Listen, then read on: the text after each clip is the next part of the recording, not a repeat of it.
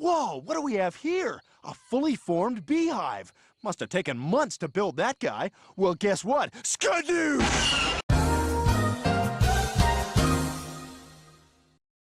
Beowulf's archetype is that of a grappler, meaning he has the most command grabs in the game and will be largely based around these. Now I'll admit, of all the characters in the game, Beowulf is the one I have the least experience with. For this one I had Angelluzo to share his knowledge about him, so major shoutouts to him for his massive contribution. He seriously kicks ass. Now you could be a complete degenerate scumbag and slot 5 wolf shoots and call it a day. Who's laughing now? But you'd be missing out on Beowulf's other useful tools. Most recommended would be Hurting Hurdle as a high damage single hit special, Wolf Blitzer and Air Wolf with decent odds at inflicting armor break, 3 Wolf Moonsault for a meter control tool, and especially the Taunt. Not only will it grant haste, which makes meter gain for Beowulf redundant and facilitates getting a 3 Wolf ready, it will also grant 1 hype stack. About hype mode, once you get 3 hype stacks by either performing regular grabs, combo finishers, using either Wolf Shooter or the Taunt, or waiting 30 seconds, most of your attacks, including blockbusters and specials, will land extra hits or gain special properties, and grabs are unbreakable during hype mode. It's generally basic and more often than not will be built upon with the variance abilities. As for the marquee, you just pick defending champ. Well, that one was easy.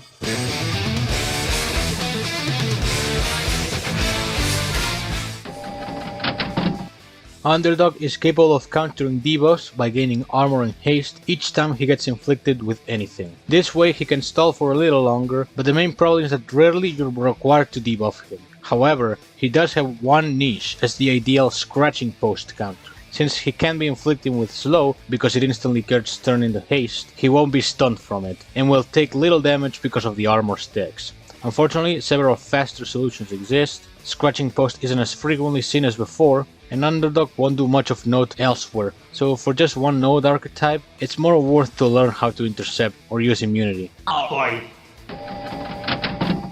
Coldstones is a decent beginner's option, since he's fairly strong for bronze, but the further you play, the less practical it becomes.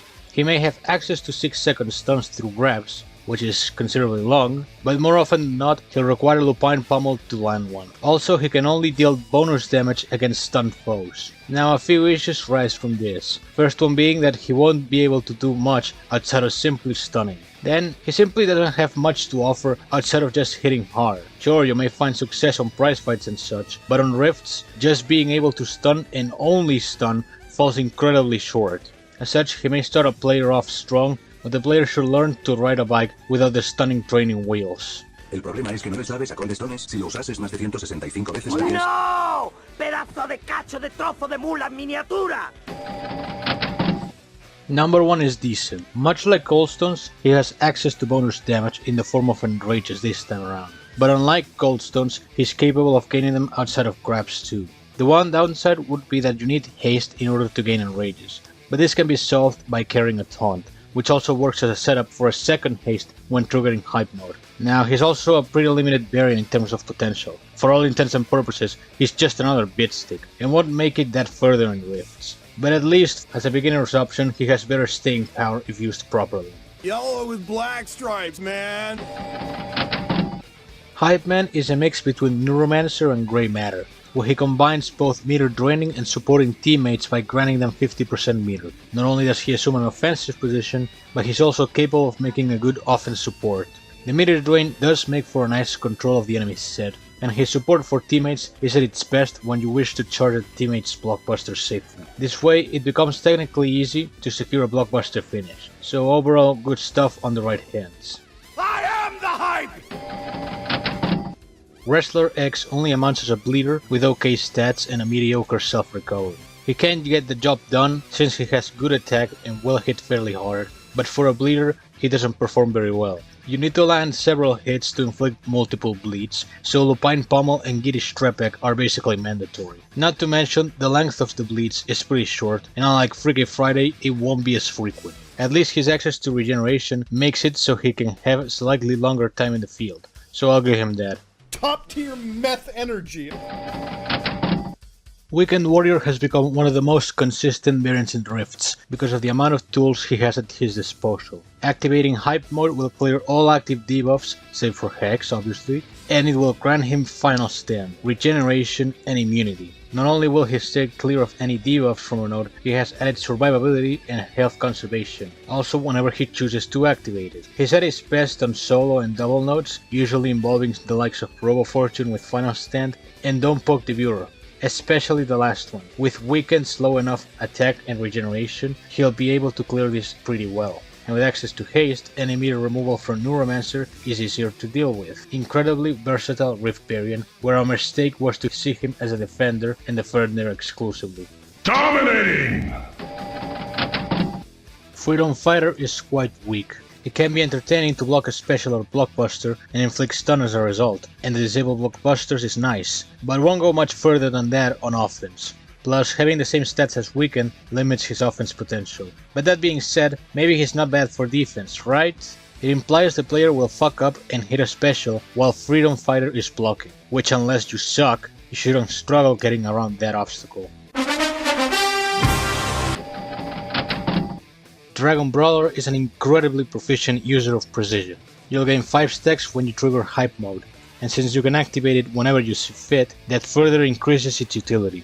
You can simply keep the hype for the very moment you may need it, like close to finishing off an Immoral Fiber for example. Best of all, during hype, critical hits will deal double damage, making his precision hits very powerful. It's at its best when paired with 3-Wolf Moonsault, due to the damage output and being very easy to land the precision. Highly desirable for Rift players in all aspects. Bitch, you just jealous of my Super Saiyan swagger.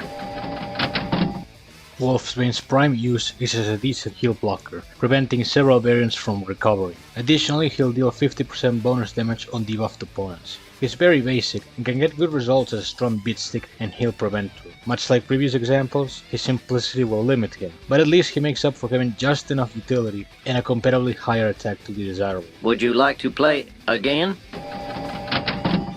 Darkmight's only utility is to be a hard hitter, and that's it. You can only boost his attack through teammate deaths, which needless to say, it's not a good way to power up. What separates say Flight Trap from Darkmight is that the former can benefit from either team's death, where the latter only works with his own team. There's also the 35% chance that the tier 3 blockbuster becomes a potential instant death tool. Its problem isn't just that you need to get lucky, rather that you need to be below 50% health in order to use it. So unfortunately, Darkmight has not much to offer outside of being a degenerate wolf shoot spammer on defense. Fuck this thing! I hate this thing so much. Beast King, for lack of a better term, is an absolute beast. Not only is he capable of hitting hard enough to inflict Curse and Wither, he will also have a snowball effect. If you keep inflicting debuffs, or even get inflicted with them, your damage output will increase massively, making it constantly easy to keep Curse active, or to kill the opponent before it expires.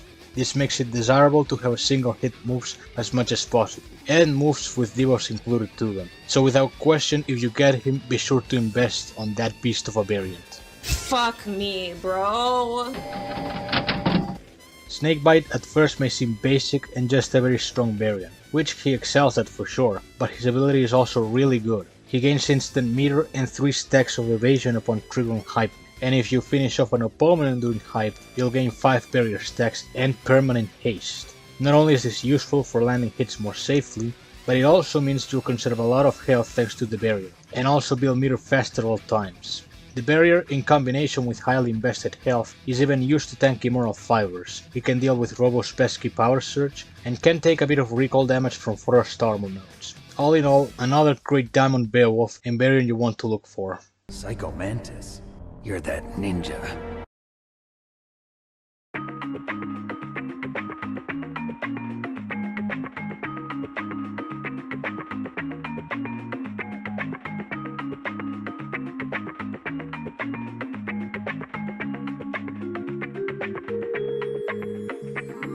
Holy shit!